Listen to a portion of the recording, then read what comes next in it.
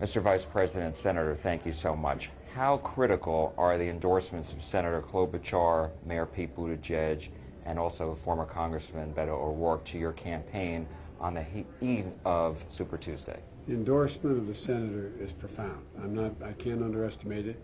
She has been, the most I've heard from anyone on the campaign trail is about Amy. Not a joke. She's won all the debates. She is a person who has never walked away from trying to unify people. She understands the Midwest and central parts of the country better than anybody in the country. She's never lost, and I am so flattered she'd endorsed me. And how critical, though, is it to your campaign? And I'll ask you the same question. I think it's very critical. I think it makes a great deal of difference. The momentum makes an enormous difference in a presidential campaign. And coming out of South Carolina as strong as we had with the incredible endorsement of the senator and others has had a rippling effect across the country. And quite frankly, it's also changed the nature of the coverage of the campaign.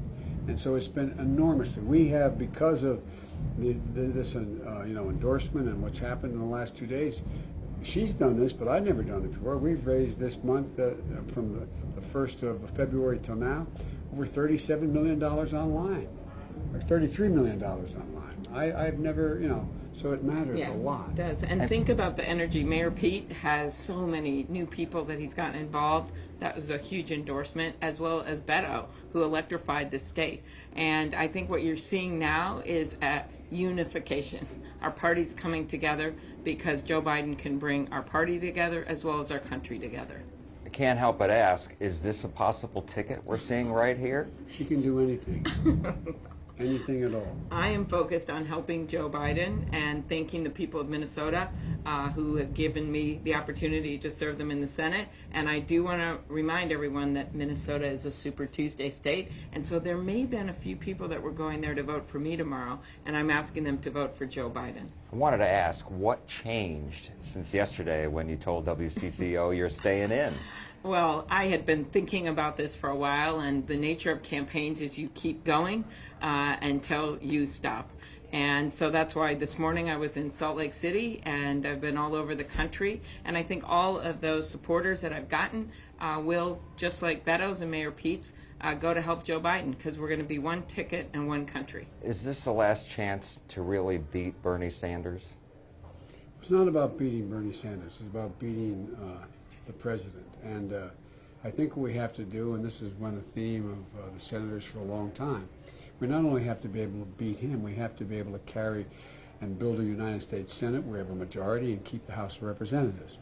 And I think with the support of the people who have announced for me just in the last couple of weeks, it does that. It sends the message that in order for us to win back the Senate, keep the House, we have to unify the party and unify the country, and that's what it does. And if Bernie Sanders is at the top of the ticket, you don't believe that could happen? I think it'd be more difficult for it to happen. But look, whoever the candidate is, whoever wins, I'm going to support. But it's a little. We have not labeled Bernie a socialist. He names himself as a socialist. He is an independent when he's not running for president.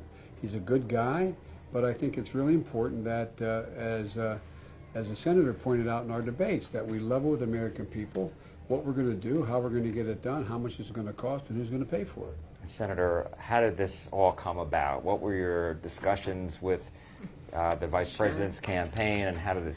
Well, I started to think about this around the South Carolina time, and then on Sunday morning I saw him at the church in Alabama, and so I thought about it some more. I talked to my campaign manager that morning, and then we started working on how we were going to do this. And probably the hardest part is letting your staff know, because we've hung together from the very beginning, but they were all really supportive of this, and I told them this is how we carry on our campaign by helping Vice President Biden. You got a little emotional out there tonight. It was, but it was just talk about a way to end your campaign in the middle of Texas with a huge crowd. You can't get better than that. So it was really quite a joyful event, and I just couldn't believe in the support of the congressman for him, as well as the Beto O'Rourke. It was a fun and wild evening. Last question, Mr. Vice President. Mike Bloomberg is on the ballot. He's spent hundreds of millions of dollars on ads here in Texas and other states. How concerned are you that he might derail your campaign?